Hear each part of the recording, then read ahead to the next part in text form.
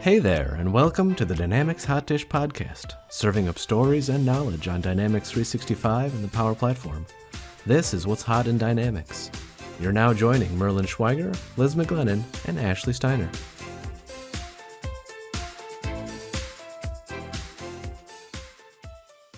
Thanks everyone for joining another edition of our Dynamics Hotdish podcast.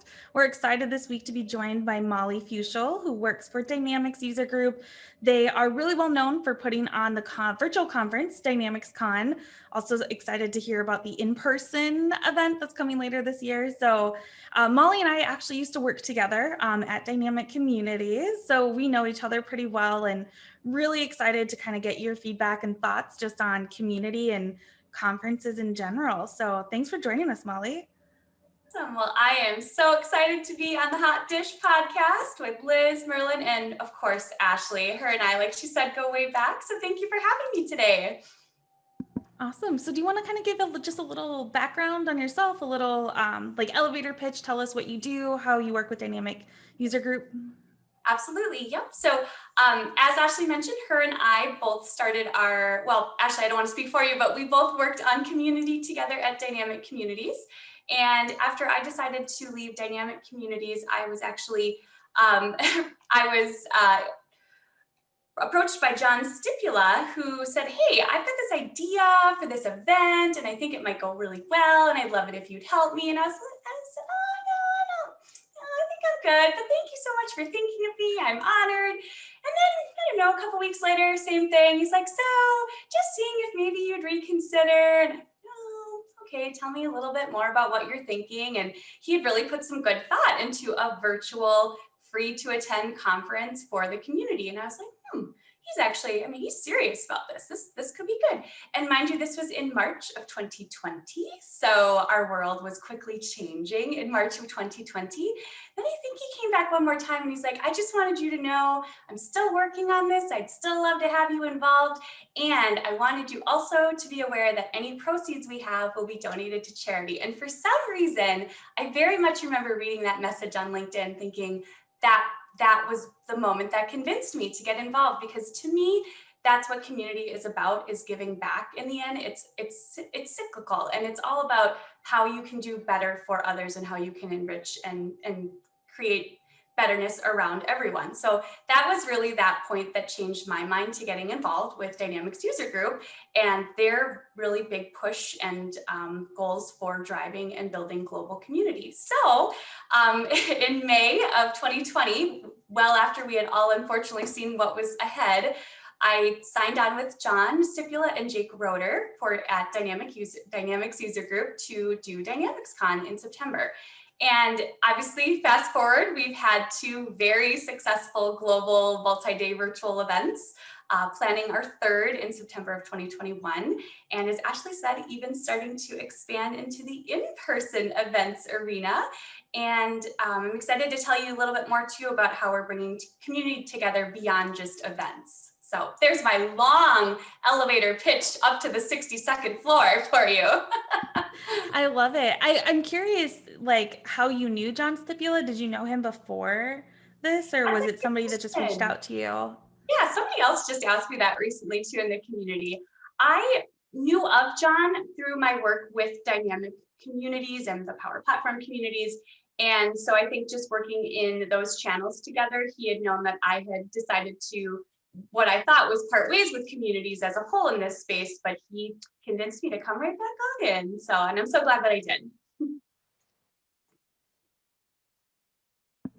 That's awesome. I'm also curious about you brought up the charities. I know that wasn't on on our list, but I'm so excited that you brought that up, and I'd love to hear more about like what charities you guys give the money to and what that looks like from your side. Absolutely. Is it also volunteer work, I guess, too, would be my other question. Oh, sure. That's a great question. So just to be very honest, and we publish our financials, so this is not hidden information. We try to be very, very transparent with DynamicsCon and Dynamics User Group as a community and as a company. So we did not actually have any proceeds come out of the first two events. But what we did have was speaker payments. So we paid our speakers. That was really important to us for the first two events to compensate those that really put a lot of time and energy and preparation into speaking at the conference. So with the speaker payments, we did give the option to donate the speaker payments to a chosen charity. And we work with our Dynamics user group committee, our advisory committee, to actually select the charity. And we have given now to 5 different charities, 2 tied to the 2 virtual events we've had. And then we also did a charity campaign where Liz, Helen, Rich Beliveau, and myself all picked a local charity where we live and supported them. And it was actually a great drive we did with our sponsors of the event.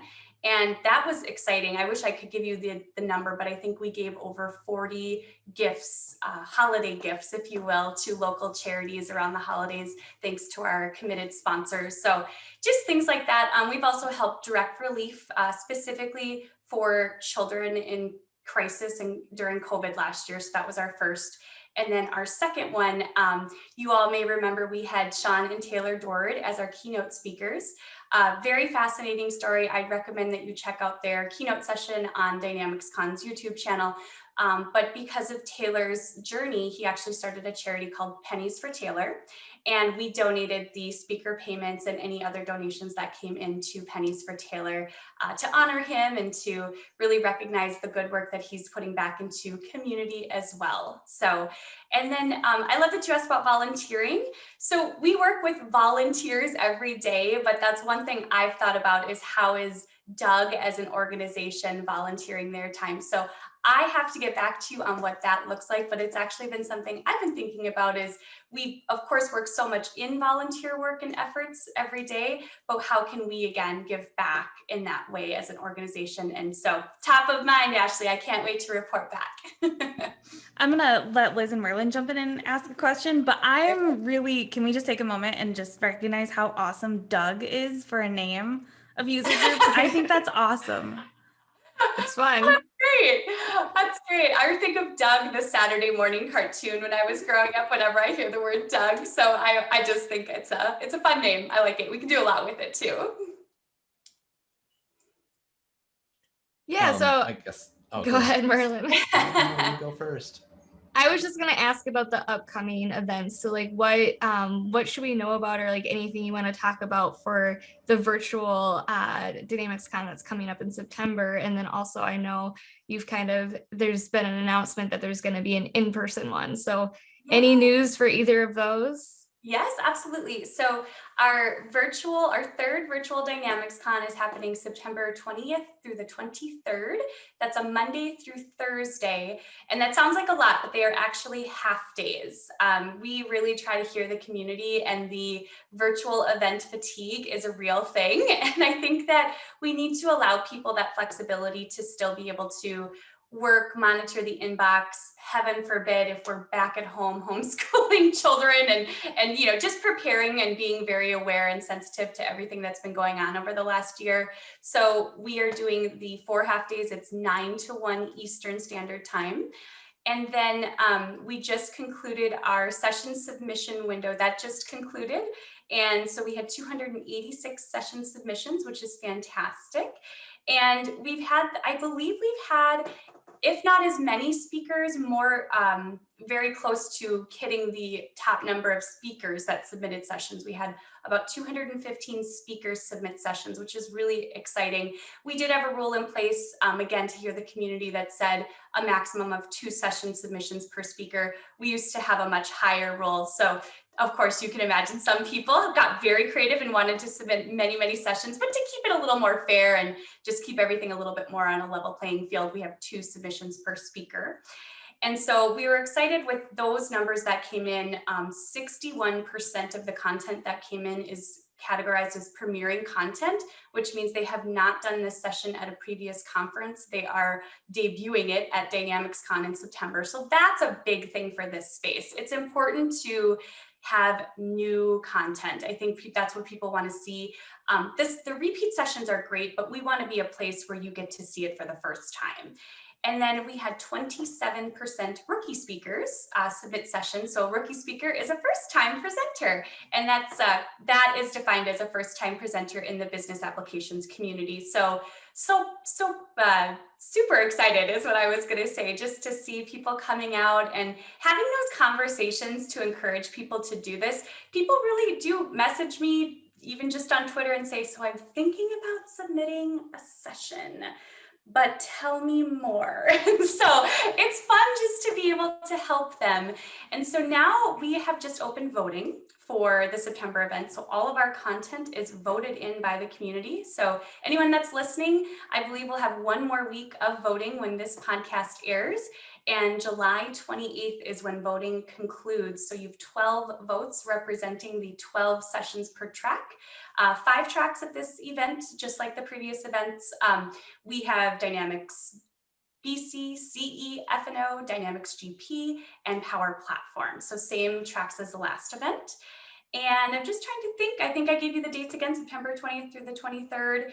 And then the big reveal of the conference agenda will be at the beginning of August. So I have to make a note that our 3 wonderful hosts on the podcast today did submit 2 sessions. I am shamefully and shamelessly going to say, please vote for their sessions because they're amazing. And I don't know if you saw their session that made it onto the conference agenda for the March event, but they were all themed out in St. Patrick's Day attire. It was fantastic and educational. So way to go, you guys. Well, thanks. We appreciate it. I'm glad you gave the plug, because otherwise I was going to have to do the shameless plug. You're And so you should welcome. you should probably wait to see if the check clears before you start. I have all the faith in the world in you guys and in the community. So, and then if you want, you guys, since we're on the topic of events, I could give you a little bit of details on this in-person event announcement that we just put out. So Please do. yes. So I'm excited that you guys are excited. This is something that we have been asked about. I'm pretty sure John, Jake, myself, Liz, Rich, Liz, and myself have been asked about this since the moment we all came into this is, when are you doing in person? When? Even last year when we were still in really COVID rough waters, we would get a lot of questions. When? We're ready. So we listen, we hear everyone. And the first thing we did is just we surveyed the community, quite honestly. So I have to say this, we sent out an email survey and I thought, gosh, I wonder if anyone's going to take time to fill this out. And I think almost 300 people filled out our in-person interest event survey, which was really telling in itself. It tells us 2 things. It tells us people are interested in engaging with us. It did tell us that people, the majority of the community members are interested in an in-person. And it also just told me that people are reading our emails, which is awesome. So I loved that part too. So yes, we really wanted to make sure it was the right time. We really debated 2021 or wait until 2022. And the nice compromise is we very intentionally are keeping this smaller. So our goal is around 500 people. We are looking at an event on November 11th. So after the virtual event in September, this will be hosted in Anaheim, California. I won't say the location quite yet. I think if you go look hard enough, you'll find it, but we're very close to securing all of those details. And I'm very excited to announce that we've already had 2 title sponsors commit and several other sponsors interested in participating. So that also tells us that our sponsor companies are really seeing the value in us bringing community together actually in person. And you notice I listed one day, November 11th. It is a 1-day conference.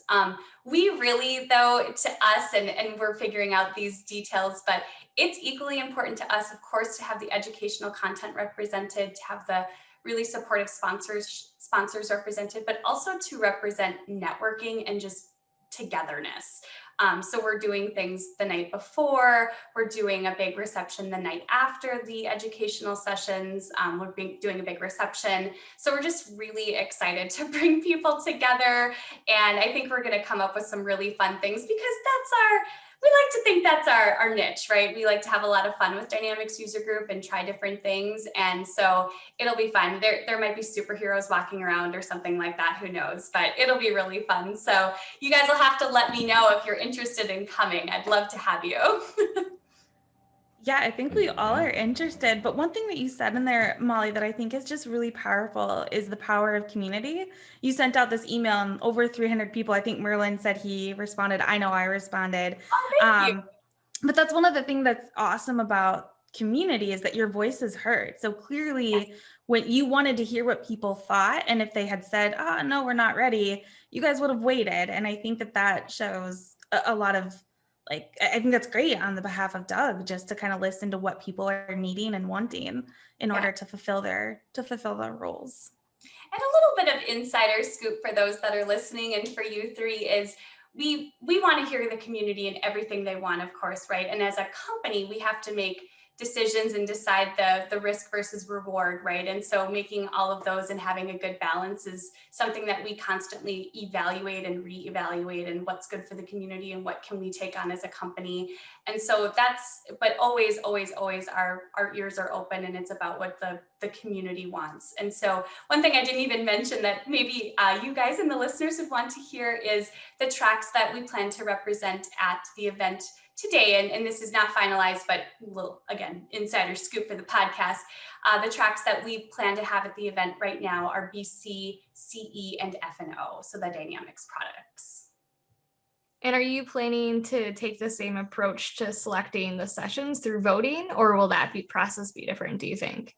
That's a great question. I think we are considering doing a different process. And to be very transparent with you, that would be more of a timing situation. So we are starting to plan an in-person event, traditionally probably a little later than maybe if you had all the time in the world, you would start planning an in-person event. So maybe from a time perspective, we might evaluate a little bit differently and make different choices with how we select content. But we understand the importance of good content, and I hope that everyone sees that through our DynamicsCon events. And so if anything, I think there'll be definitely our committee involvement or a subcommittee involvement, and then also just hearing from what the community really wants to see at a conference in person. And I think also having those new faces, again, I think is important to us. So if there's a way that we can incorporate that, we're going to try and do that as well. Again, community is great. And we love the veteran presenters we have and the people who've been in this space for 25, 35 years and have been on every version of every product. But we also like to remember that there are people who are trying to become those veteran subject matter experts, and how can we help them through community? I think that's pretty important. I'm a little bit curious. I mean, you've talked up this in-person event. It's going to be in November in California. Yes. There might be superheroes. Yes. But you're limiting it to 500 people. How are you going to tamp down on demand? That's a great question. Well, Merlin and Ashley and Liz, if you completed the survey, we're letting those folks know first that that was part of filling out that survey, is you would get some first rights of information on reviewing when we open registration. But then we hope, Merlin, that you are right, that there's going to be a lot of people that are really ready to be somewhere in early November, and they know that they actually can go on a work trip again. So we'll have to see. And, maybe that means that we even let a couple extra people in. I guess we'll have to wait and see. But again, being COVID conscious, we want to be conscientious of that throughout this whole planning process. Don't worry, Merlin. If you're standing outside the door, I will let you in. Oh. VIP access. Great news. Yeah. So I wonder, with getting into the in-person events, are you guys looking to get rid of the virtual, or is that always going to kind of be your the main part of what you guys do is this virtual event? Sure, great question. We will always continue our virtual events. So thank you for asking, because I do think that's the second question that everyone asks as soon as, are you doing a live and is the virtual going away? So no, we have no intentions for the virtual to go away. It's our way especially to connect people who really can't come to an in-person. So, and we're building such great connections globally, and we want to keep that going. And I think virtual is always a way that we know we can connect people in, and keeping it free as well for all attendees is really important to us. So we're going to keep working towards that.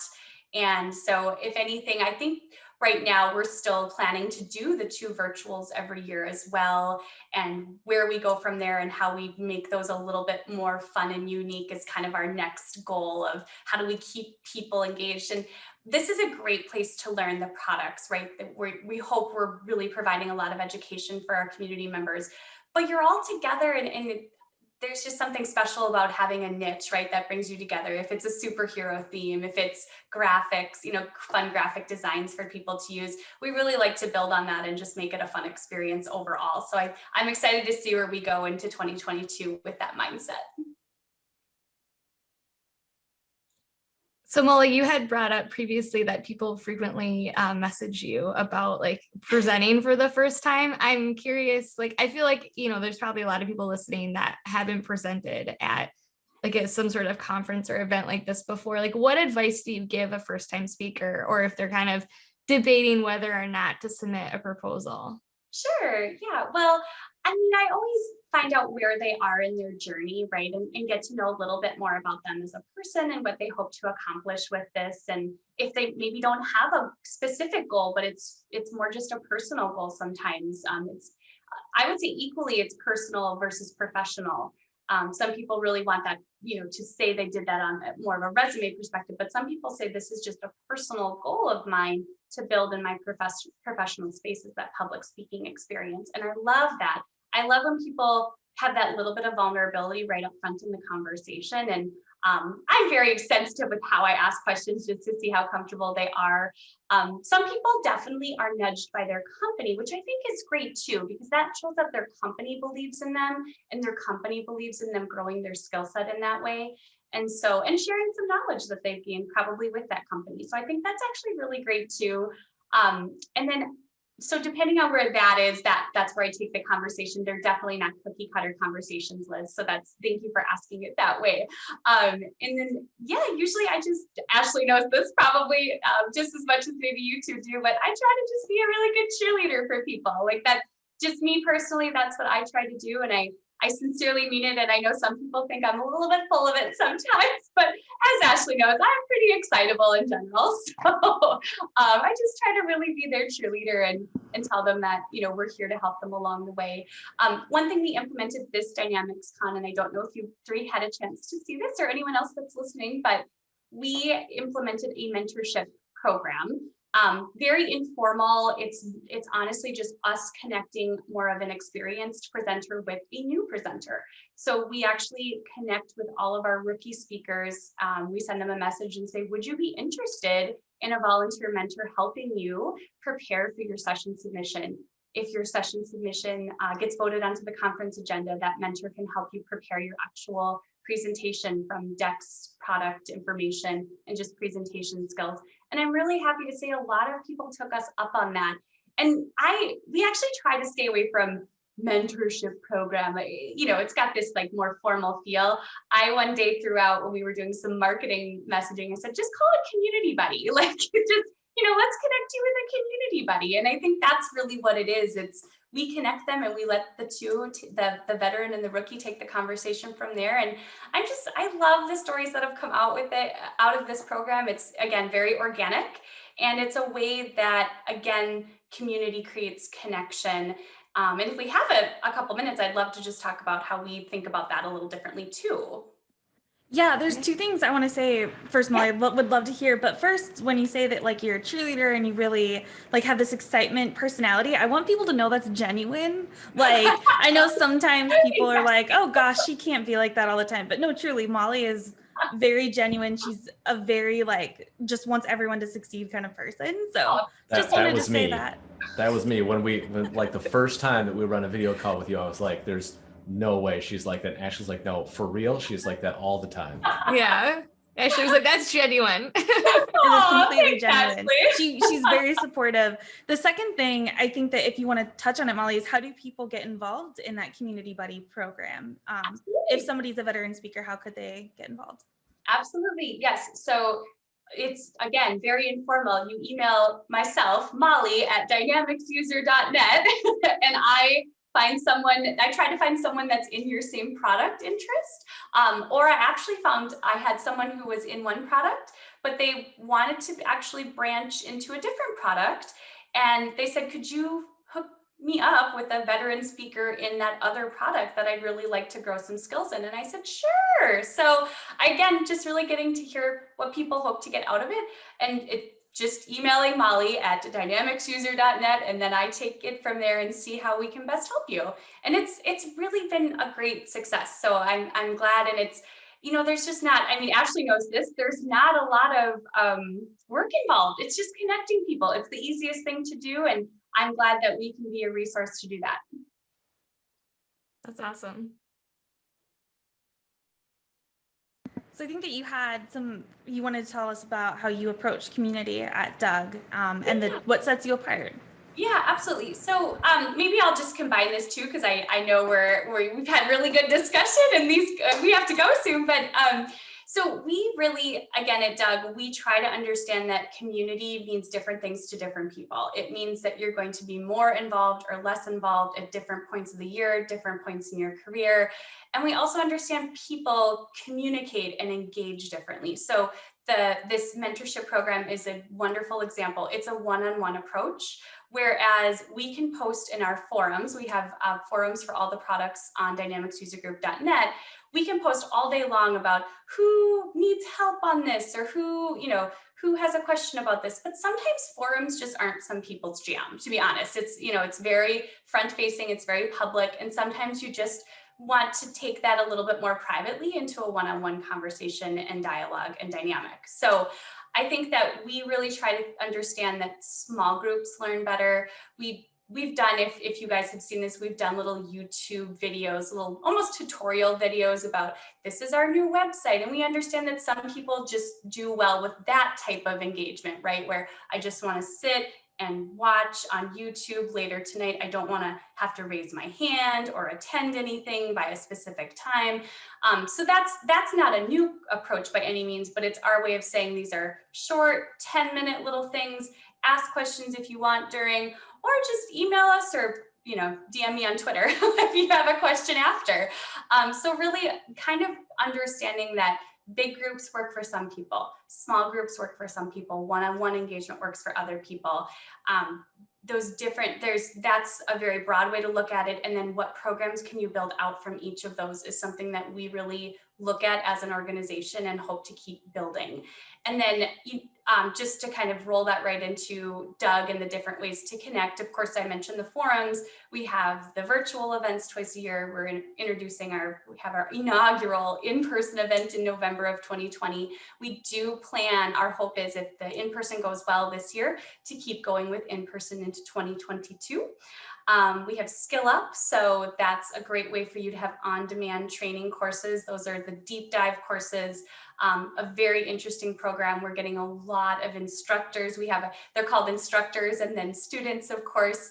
That's a great way to just, again, really, really deep dive into product skill. I'd encourage people to check that out. We have meetups as well. So actually Doug has meetups. Those are all very self-led, and they perform very, very well. If you're looking for just, again, more of an informal structure, that's a great way to connect. I've noticed our meetups are starting to go back in person. They were all virtual for quite a while, but we let people choose in person, virtual. We let the leaders do whatever they want to do because they're volunteering the time to bring people together. So I would say in 2022, we have our wonderful leaders, John and Jake, are very inventive, and they have a very big entrepreneurial spirit. And so they come up with some really great ways to engage people differently. So I'm excited that we never box ourselves in.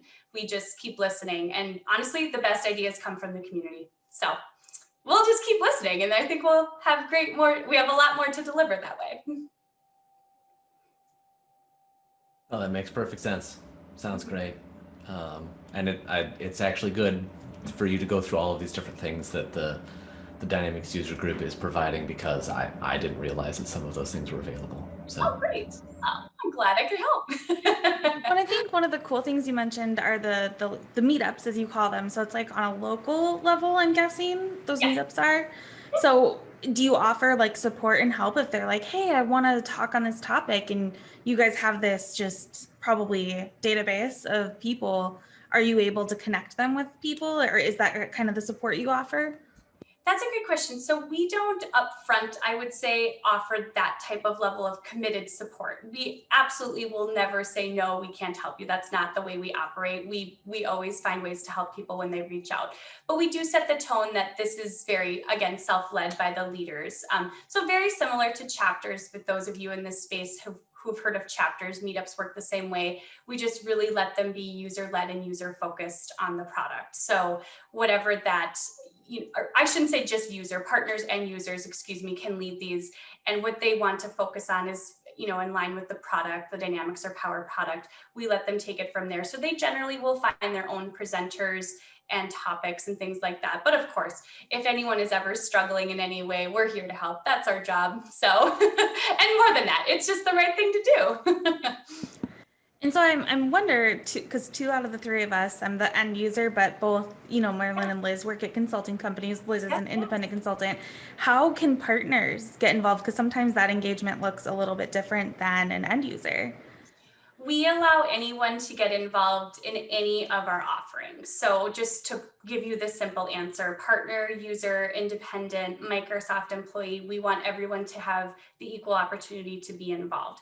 We'll go through, of course, the things and the basic framework and expectation, but it's really, we've found, actually, Ashley, you can appreciate this, the less rules, the more success in some of our programs and executions.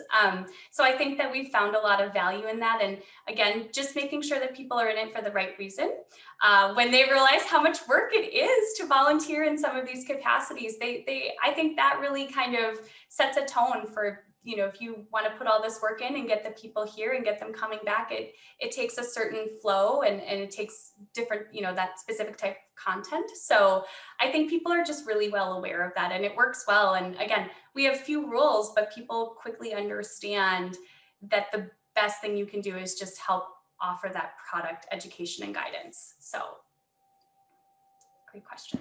Yeah, that's awesome to hear, because I know in the past there's been like this big divide or line between partners and end users, but I mean, at a lot of partners, they are also end users. Absolutely. So I worked at a partner. That's where I started my career, was at a partner, but we use Dynamics internally. So yes, exactly. We don't, I think that dividing line actually creates other divisions too. And community is about coming together. And it really breaks my heart, Ashley knows this, when I start seeing people feel so divided in something that's supposed to be a unifying experience. So yes, and if, of course, if something isn't going well, I find out very quickly and we course correct. So it works out really, really well. Awesome. So I know we're running up on time here. Liz, Merlin, do you guys have any other questions for Molly? I can't think of anything. I appreciate your perspective on community, and I think that's a great value add to the community as a whole, is that there are people out there who are focused on the community just because it's a community. Absolutely. Yeah. Absolutely. Thank you for saying that. I appreciate that. Well, go ahead, Molly. Sorry. I was just going to say, I have to give a wonderful shout out to my two wonderful colleagues. Again, I mentioned them earlier, Liz Helen and Rich Beliveau. They are just amazing and always happy to help any community member with anything. We are a small team and a mighty team, and everyone helps everyone, and I'm so thankful for both of them. And so they are a wonderful resource. If you've worked with them in the past in different capacities with community, they'd be happy to help you as well. Well, I don't want to speak for like Liz and Merlin, but I know we've talked about this on other podcasts and I feel like I am where I am because of community, right? Being able to go to events or just build my network of people. I mean, Liz and I worked at the same company, but I don't think we would have stayed as close as we are without the community of Dynamics. So I think that that's like a really good thing. If people are like nervous to get involved, don't be, because it'll take you just leaps and bounds beyond what you thought you could do. Absolutely.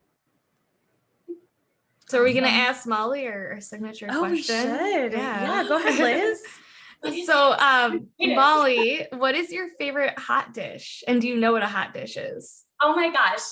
Yes, I know what a hot dish is. I am from Southeast Minnesota. Okay. So I've literally been to several renditions of the performance hot dish. So if you guys have ever seen that play, it's great. My favorite hot dish. So to be honest, with this wonderful group, hot dishes don't usually get made in my house. They don't follow my general diet plan. But I mean, if I'm at home, a good tater tot hot dish is a winner. Classic. I don't think anyone has said that one yet. Have they? Really? Nope, Yeah, you're not the yet. first. I love it. Tater tot hot dish all the way. Now I'm going to want to make it soon. That's a great question. Thanks for asking. Yeah, awesome. Thank you so much for joining us today, Molly. We really enjoyed talking to you and hearing your perspective. And just a big reminder to go vote for your DynamicsCon sessions and what you guys will see virtually in September. Thank you so much, Liz, Merlin, and Ashley. Always good to see you guys. And again, vote for their session at DynamicsCon. Thanks, you guys, so much. Thanks. Thank you. Thank you for listening to the Dynamics Hot Dish podcast. For additional content and previous episodes, check out our website at dynamicshotdish.com, follow us on Twitter at Dynamics Hotdish, and subscribe to our podcast for notifications. Thanks. See you next time.